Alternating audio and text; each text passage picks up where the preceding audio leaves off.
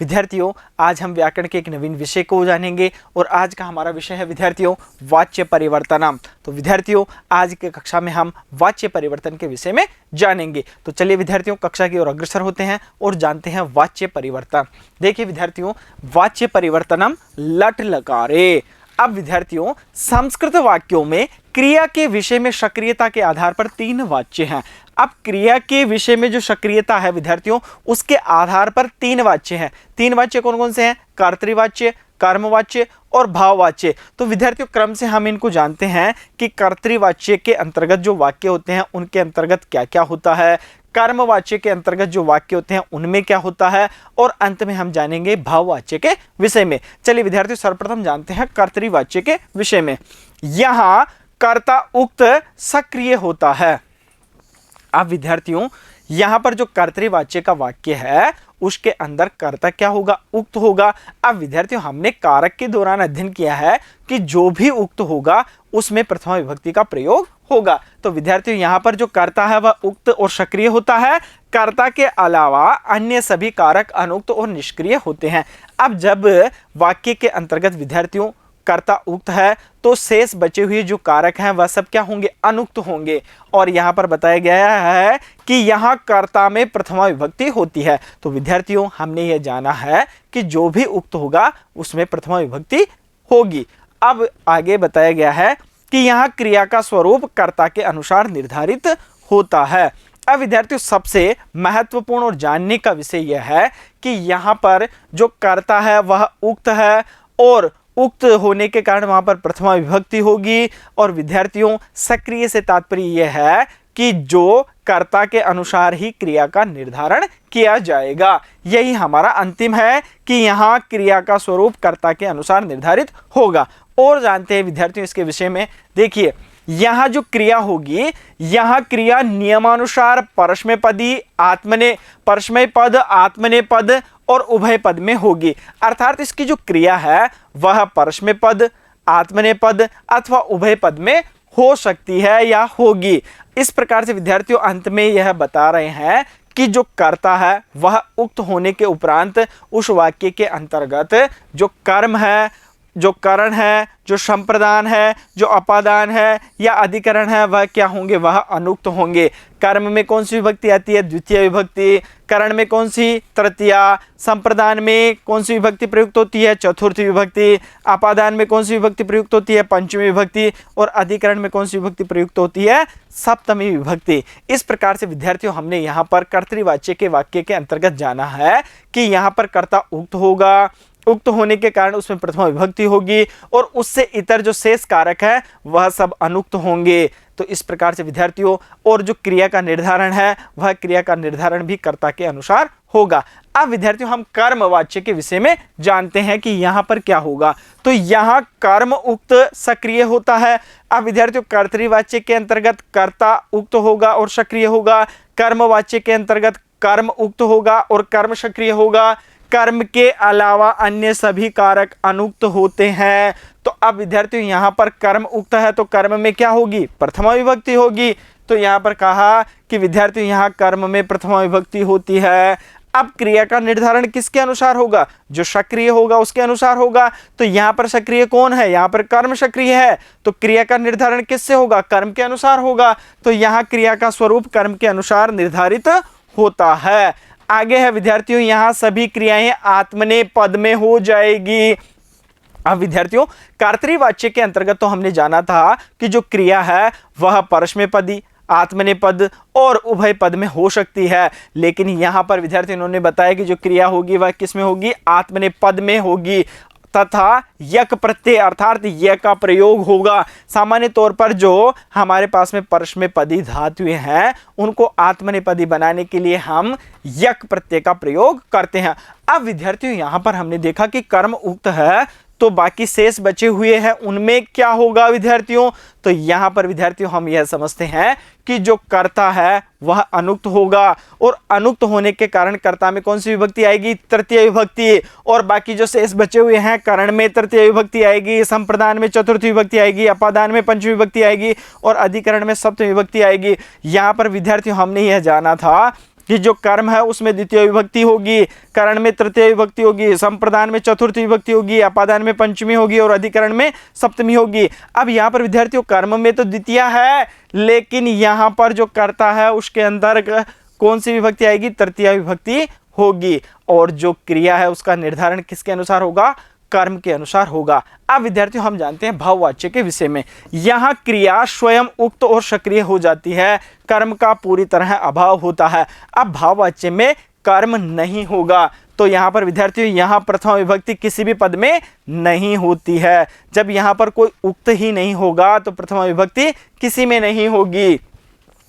यहाँ क्रिया नित्य रूप या अनिवार्य रूप से प्रथम पुरुष एक वचन की होगी तथा आत्मनेपद और यक प्रत्यय वाली क्रिया का प्रयोग होगा। जिस प्रकार से हमने देखा था कि यक प्रत्यय का प्रयोग हम किस प्रकार कर रहे थे, उसके अनुसार ही यहाँ पर यक प्रत्यय वाली क्रिया का प्रयोग होगा।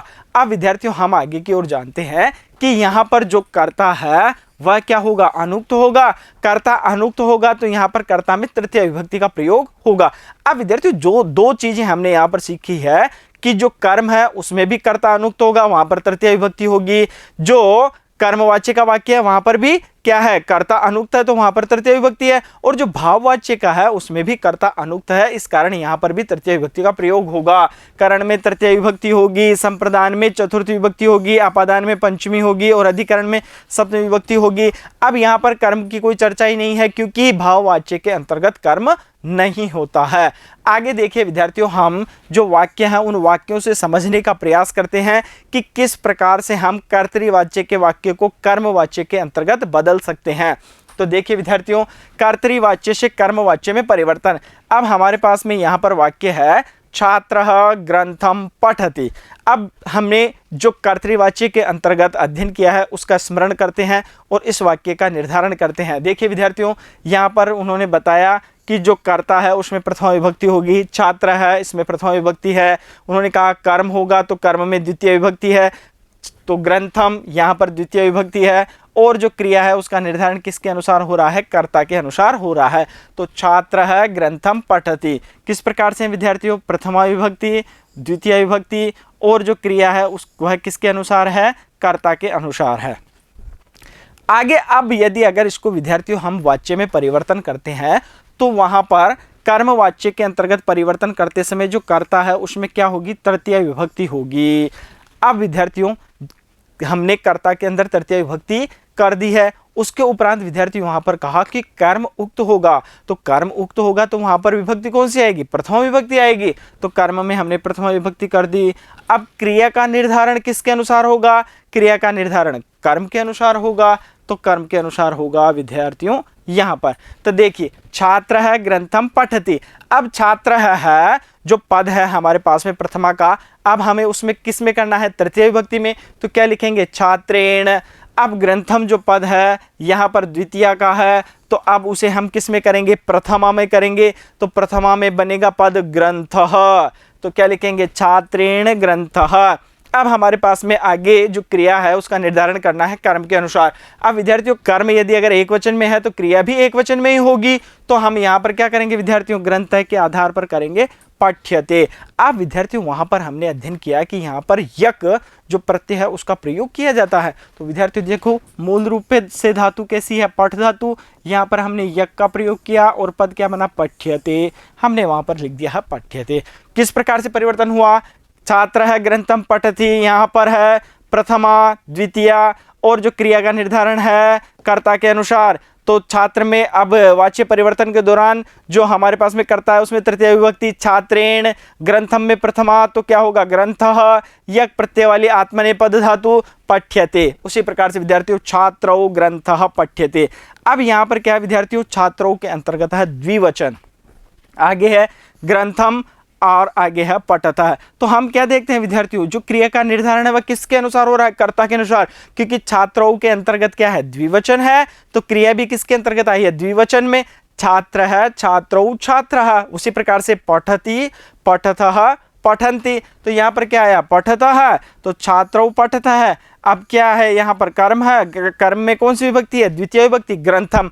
अब इसका परिवर्तन करेंगे तो छात्रों के स्थान पर हम क्या लाएंगे विद्यार्थियों, तृतीय विभक्ति। लेकिन अब हमें यहाँ पर ध्यान रखना है कि यदि अगर यहाँ पर द्विवचन है तो वहां पर जो तृतीय विभक्ति का द्विवचन ही प्रयुक्त होगा। तो छात्रों के स्थान पर क्या आएगा विद्यार्थियों, छात्राभ्याम। उसी प्रकार से जो ग्रंथम है, ग्रंथम द्वितीय एक वचन है तो वहां पर हमें प्रथमा एक वचन करना है, क्या करेंगे ग्रंथः।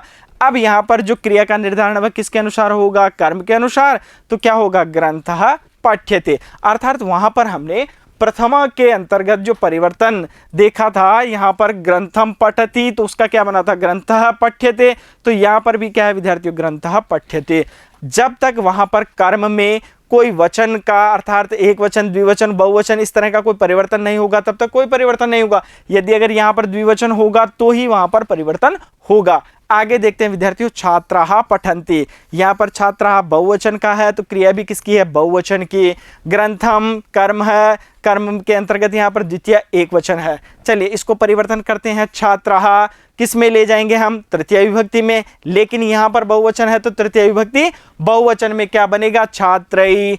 अब आगे है ग्रंथम द्वितीय एक वचन है तो वहां पर क्या करेंगे, प्रथमा एक वचन क्या होगा, ग्रंथः। और जो क्रिया का निर्धारण है वह कर्म के अनुसार ग्रंथः पठ्यते।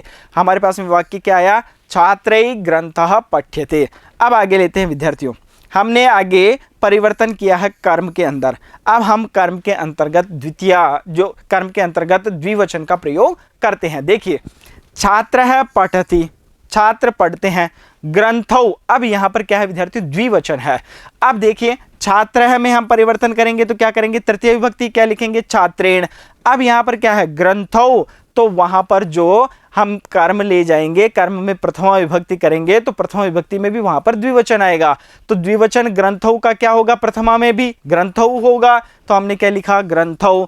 अब वहां पर जो क्रिया है उसका निर्धारण कर्म के अनुसार होगा तो कर्म क्या आएगी विद्यार्थियों, द्विवचन की होगी। तो क्या लिखेंगे, पठ्येते। हमारा वाक्य क्या होगा, छात्रेण ग्रंथौ पठ्येते। आगे की ओर बढ़ते हैं। देखिए छात्र है ग्रंथान पठति। अब यहाँ पर विद्यार्थियों है जो कर्म है वह बहुवचन में है। देखिए द्वितीय बहुवचन, यहाँ पर है छात्र है पठति, यहाँ पर जो क्रिया का निर्धारण है कर्ता के अनुसार। अब हम इसको कर्मवाच्य में बदलते हैं, कर्ता में क्या लिखेंगे, तृतीय विभक्ति क्या लिखा, छात्रेण।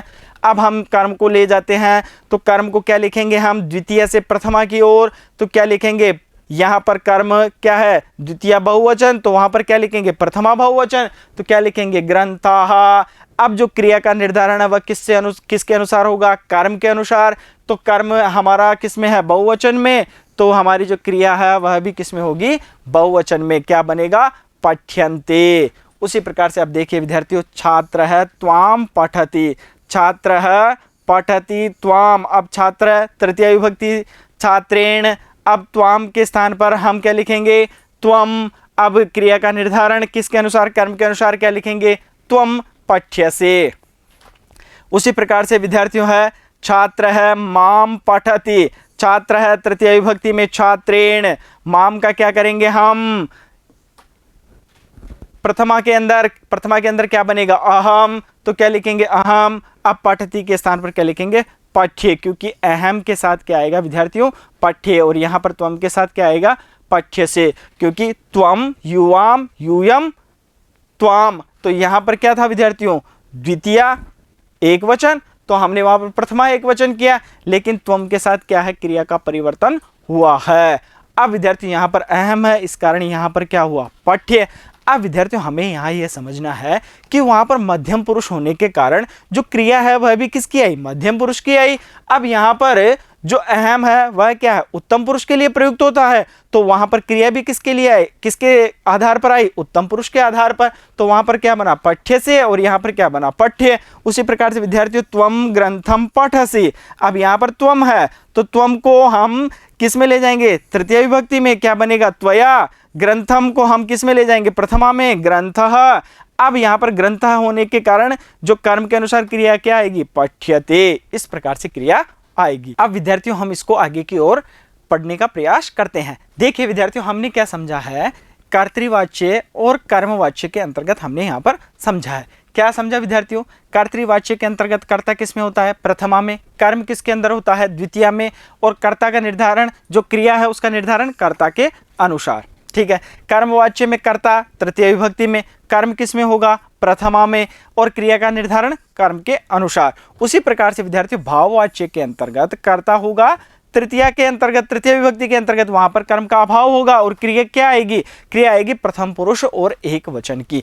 और विद्यार्थियों वहां पर जो क्रिया है उस क्रिया के निर्धारण में हमने देखा कि वहां पर हम यक प्रत्यय लगा रहे हैं। चलिए विद्यार्थियों, हमने जो सीखा है उसको सारांश में समझने का प्रयास करते हैं। देखिए, वाच्य परिवर्तन में केवल कर्ता, कर्म और क्रिया में ही परिवर्तन होता है, अर्थात वहां पर किसी और में परिवर्तन नहीं होगा। कर्ता, क्रिया और कर्म में ही परिवर्तन होगा। कारण, संप्रदान, अपादान, अधिकरण तथा अव्यय उपसर्गों में कोई परिवर्तन नहीं होगा। वहां पर यदि अगर कोई अव्यय है अथवा कर्ता और कर्म के अलावा कोई भी कारक है तो वहां पर उसमें किसी प्रकार का कोई परिवर्तन नहीं होगा। उसी प्रकार से विद्यार्थियों कर्तृवाच्य के वाक्य में कर्ता में प्रथमा होती है, जबकि कर्मवाच्य के वाक्य में कर्ता में तृतीय विभक्ति होगी। इसी तरह भाववाच्य के वाक्य में कर्ता में तृतीय विभक्ति होगी। ये सारी बातें हमने विद्यार्थियों यहाँ पर सीखी है और हमने सारांश के तौर पर यहाँ पर अध्ययन किया है। अब देखिए आगे विद्यार्थियों, कर्तृवाच्य के वाक्य में कर्म में द्वितीय विभक्ति होती है। अब हम कर्म की बात कर रहे हैं तो जो कर्तृवाच्य का वाक्य है उसके कर्म में कौन सी विभक्ति होती है? द्वितीय विभक्ति। उसी प्रकार से जब कर्मवाच्य के वाक्य में कर्म में प्रथम विभक्ति होगी। अब भाववाच्य के वाक्य में कर्म का अभाव होता है।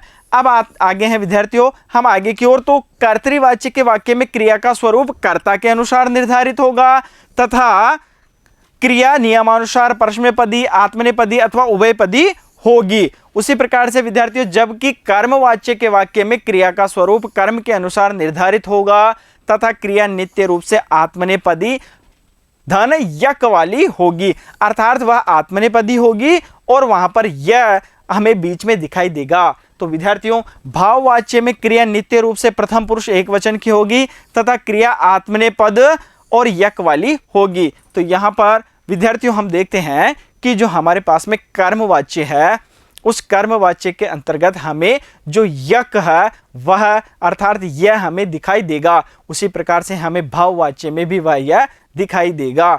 इस प्रकार से विद्यार्थियों सारांश के तौर पर हमने यह समझा कि कर्तृवाच्य के वाक्य में कर्ता में प्रथमा विभक्ति, कर्म में द्वितीय विभक्ति और जो क्रिया है कर्ता के अनुसार। कर्मवाच्य के वाक्य में कर्ता में तृतीय विभक्ति, कर्म में प्रथमा विभक्ति और क्रिया कर्म के अनुसार, लेकिन आत्मनेपदी और यह लगी हुई हमें दिखाई देगी। उसी प्रकार से भाववाच्य में कर्ता में तृतीय विभक्ति, कर्म वहां पर उपस्थित नहीं होगा और क्रिया हमेशा क्या होगी विद्यार्थियों? प्रथम पुरुष और एक वचन की होगी।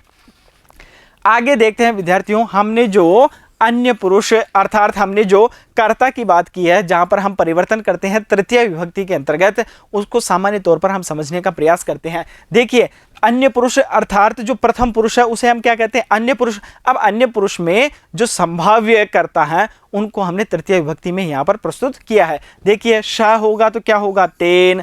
तौ होगा तो क्या होगा? ताभ्याम। ते होगा तो क्या होगा? तई। अयम होगा तो क्या होगा? अनेन। इमो होगा तो क्या होगा? आभ्याम। इमे होगा तो क्या होगा? एभी। भवान होगा तो क्या होगा? भवता। भवंतो होगा तो क्या होगा? भवद्भ्याम। भवंतः होगा तो भवद्भि। अब ये सब पद हैं विद्यार्थियों पुल्लिंग के। यदि अगर हमें प्रथम पुरुष के अंतर्गत कर्तृवाच्य के वाक्य में श, तौ, ते मिलते हैं तो हमें कर्मवाच्य में क्या बदलना है? तेन, ताभ्याम, तई। अयम, इमो, इमे कर्तृवाच्य में मिलते हैं तो कर्मवाच्य में क्या बदलेंगे? अनेन, आभ्याम, एभी। यदि अगर कर्तृवाच्य में हमें मिलते हैं भवान, भवंतो, भवंत तो हमें किस में परिवर्तन करना है? भवता, भवद्भ्याम, भवद्भि। ये सब है विद्यार्थियों प्रथम पुरुष अर्थात अन्य पुरुष के पुल्लिंग के। अब हम स्त्रीलिंग के विषय में जानते हैं। देखिए विद्यार्थियों, यदि अगर हमें कर्तृवाच्य के वाक्य में ये पद मिलते हैं सा, ते, ता, तो सा के स्थान पर तया, ते के स्थान पर ताभ्याम और ताह के स्थान पर ताभी। उसी प्रकार से इयम, इयम के स्थान पर अनया, इमे के स्थान पर आभ्याम और इमह के स्थान पर आभी। भवती के स्थान पर भवत्या, भवत्यौ के स्थान पर भवतीभ्याम और भवत्य के स्थान पर भवती भी। इस प्रकार से विद्यार्थियों हमने कर्तरी के अंतर्गत जो हमें करता है उसको किस प्रकार से तृतीय विभक्ति में करना है उसको सामान्य तौर पर जाना है। पहले हमने पुल्लिंग के रूप को जाना, अभी हमने स्त्रीलिंग के रूप को जाना। अब विद्यार्थियों हमने यहाँ पर प्रथम पुरुष अर्थात अन्य पुरुष को तो जाना, अब हमारे पास में है मध्यम पुरुष और उत्तम पुरुष। देखिए मध्यम पुरुष में क्या आता है विद्यार्थियों, त्वम, युवाम, यूयम। तो त्वम को किस में बदलेंगे, त्वया। युवाम को किस में बदलेंगे, युवाभ्याम। और यूयम को किस में बदलेंगे, युष्माभि। उसी प्रकार से उत्तम पुरुष में क्या होगा विद्यार्थियों, अहम, तो उसको किस में बदलेंगे, मया। आवाम को किस में बदलेंगे, आवाभ्याम। और वयम को किस में बदलेंगे, अस्माभि के अंतर्गत। इस प्रकार से विद्यार्थियों हमने यहां पर सामान्य तौर पर इसको जानने का प्रयास किया है कि किस प्रकार से हम कर्तरी के जो कर्ता है उसको कर्मवाच्य के कर्ता में परिवर्तित कर सकते हैं। अब विद्यार्थियों हम आगे की ओर देखते हैं कि जो क्रिया का प्रसंग है वह क्रिया का प्रसंग किस प्रकार से होता है। अब विद्यार्थियों हमने वहां पर चर्चा की है कि वहां पर यक प्रत्यय लगा हुआ आता है या यह हमें दिखाई देता है। तो विद्यार्थियों रूप इस प्रकार से बनते हैं, पठ्यते, पठ्येते, पठ्यन्ते। ये क्या है, प्रथम पुरुष, ये मध्यम पुरुष और यह है उत्तम पुरुष। उसी प्रकार से विद्यार्थियों यह क्या है, एक वचन, द्विवचन और बहुवचन। क्या होगा, पठ्यते, पठ्येते, पठ्यन्ते, पठ्यसे, पठ्येथे, पठ्यध्वे, पठ्ये, पठ्यावहे, पठ्यामहे।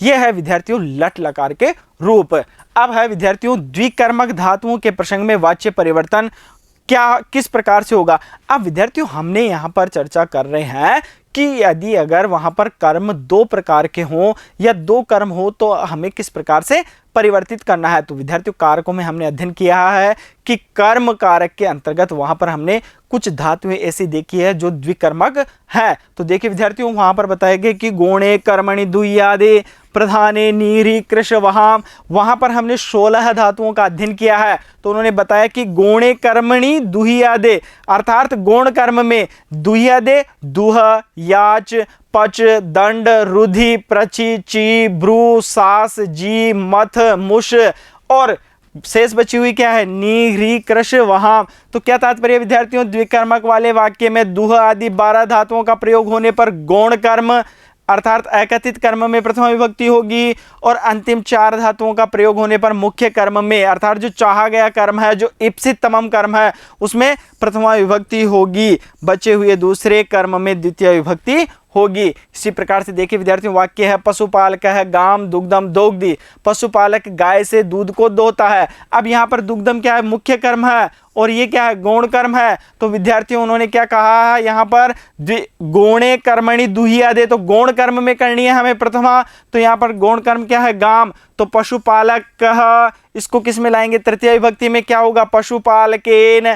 अब गाम को हम किसके अंतर्गत लाएंगे विद्यार्थियों, प्रथमा में क्या होगा, गौ। दुग्धम यथास्थिति दुग्धम और आगे यक वाला आत्मनेपद धातु का प्रयोग करते हुए क्रिया का प्रयोग करेंगे तो क्या होगा, दुह्यते। हमारा वाक्य क्या होगा विद्यार्थियों, पशुपालकेन गो दुग्धम दुह्यते। इस प्रकार से इसका यह क्या होगा, परस्मैपदी पद का आत्मनेपदी जो क्रिया है उसका प्रयोग किया है हमने यहाँ पर परस्मैपदी और यहाँ पर आत्मनेपदी। अब यहाँ पर विद्यार्थियों ऊपर जो कर्तृवाच्य का वाक्य है उसको हमने किस में बदला है, कर्मवाच्य के अंतर्गत। उसी प्रकार से विद्यार्थियों जो दूसरा उन्होंने बताया है कि प्रधाने नीह्री कृश वहाम, तो प्रधान में तो पशुपाल का है ग्रामम अजाम हरति। अब यहाँ पर अजाम क्या है विद्यार्थियों, मुख्य कर्म, तो मुख्य कर्म में प्रथमा होगी तो पशुपाल का को किस में लाएंगे, तृतीया में पशुपालकेन। ग्रामम में क्या होगा, यथास्थिति रहेगी ग्रामम। अब अजाम को हम परिवर्तित करेंगे प्रथमा में तो क्या होगा, अजा। और हरति का क्या लिखेंगे, ह्रियते। इस प्रकार से विद्यार्थियों हमने जो द्विकर्मक धातु है उनके विषय में भी जाना है। अब विद्यार्थियों हम आगे की ओर बढ़ते हैं कि लट लकारे कतिपय धातु नाम कर्मवाच्य रूपाणि प्रथम पुरुषे अत्र प्रस्तूयन्ते अन्य धातु नाम रूपाणि अनेन प्रकारेण अनेन प्रकारेण निर्मातुम शक्यते। अब विद्यार्थियों यहाँ पर हमने जो अध्ययन किया है पठ धातु का पूर्व में, तो यहाँ पर विद्यार्थियों कुछ धातुएं दी हुई है जो हमें परीक्षा में हमारी सहायता कर सकती है। उन्हें हम एक बार देखते हैं, फिर आगे की ओर अग्रसर होते हैं। देखिए, बुध धातु है, किस प्रकार से रूप चलेंगे? बुध्यते, बुध्येते, बुध्यन्ते। गम धातु के गम्यते, गम्येते, गम्यन्ते। क्री धातु के क्रियते, क्रियेते, क्रियन्ते। लभ धातु के लभ्यते, लभ्येते, लभ्यन्ते। दा धातु का दीयते, दीयेते, दीयन्ते। उसी प्रकार से पा धातु का पीयते, पीयेते, पीयन्ते। गेय का क्या होगा? गा होगा। रूप कैसे चलेंगे? गीयते, गीयेते, गीयन्ते। नी धातु का चलेगा नीयते, नीयेते, नीयन्ते। श्रु का श्रूयते, श्रूयेते, श्रूयन्ते। स्मृह धातु का स्मर्यते, स्मर्येते, स्मर्यन्ते। उसी प्रकार से भू धातु का भूयते, भूयेते, भूयन्ते। स्था धातु का स्थीयते, स्थीयेते, स्थीयन्ते। उसी प्रकार से आशयसीद, आश्यते, आश्येते, आश्यन्ते। हस धातु का हश्यते, हश्येते, हश्यन्ते। उसी प्रकार से सिंह धातु का शय्यते, शय्येते, शय्यन्ते। इस प्रकार से विद्यार्थियों हम अंत में यह जान लेते हैं कि भाववाच्य क्रिया प्रथम पुरुष एक वचने एव प्रयुज्यते। भाववाच्य में जो क्रिया है वह प्रथम पुरुष और एक वचन की ही होगी। अब विद्यार्थियों हम उदाहरणों के माध्यम से इन्हें जानने का प्रयास करते हैं कि किस प्रकार से परिवर्तन होता है। सर्वप्रथम हमारे पास में पद है विद्यार्थियों, जो वाक्य है वह है भाववाच्य के। देखिए, भवान, भवान को हम किस में बदल रहे हैं? भवता। तृतीया कर दिया। श का किस में किया? तेन। अर्थात या तो भवान होगा या श होगा। तो भवान होगा तो क्या करेंगे? भवता। श होगा तो क्या करेंगे? तेन। पठती का क्या करेंगे? पठ्यते।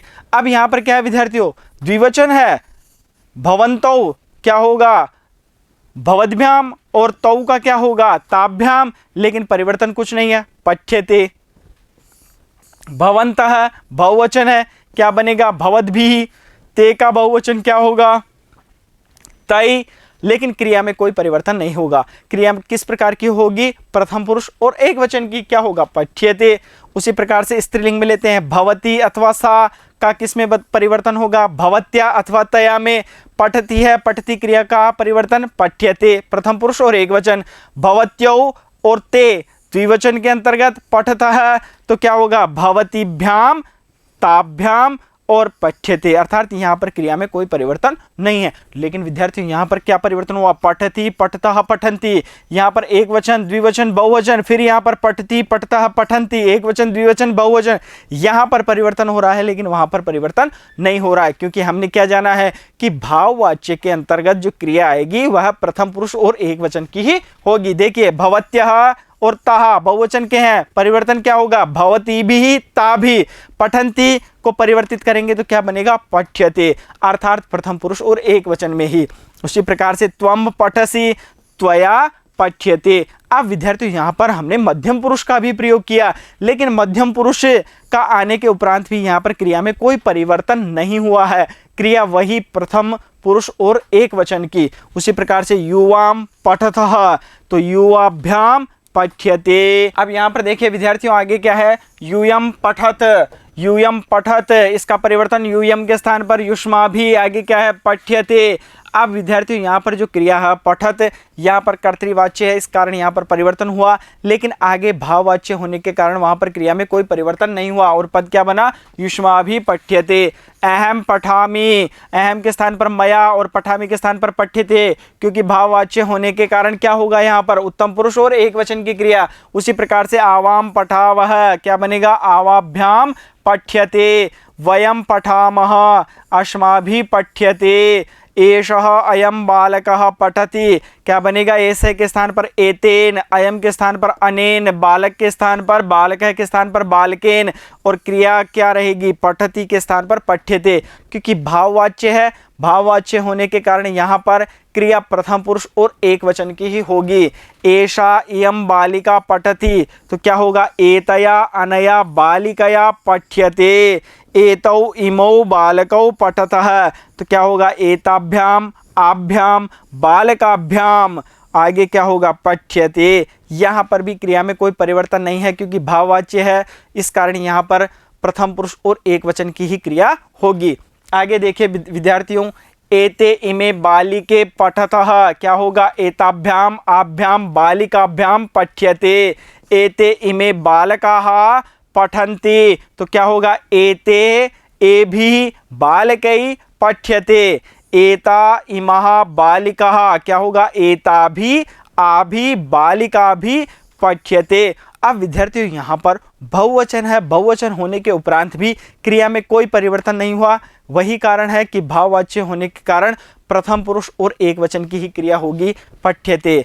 अब यहाँ पर देखिए विद्यार्थियों, अहम श्लोकम पठामि, अहम के स्थान पर क्या आया, मया। श्लोकम यहाँ पर क्या है विद्यार्थियों, यह है कर्म। कर्म किस में है, द्वितीय के अंतर्गत, तो अब हम इसको किस में करेंगे, प्रथमा में। तो श्लोकम के स्थान पर क्या होगा, श्लोकः, और क्या बनेगा आगे क्रिया में, पठ्यते।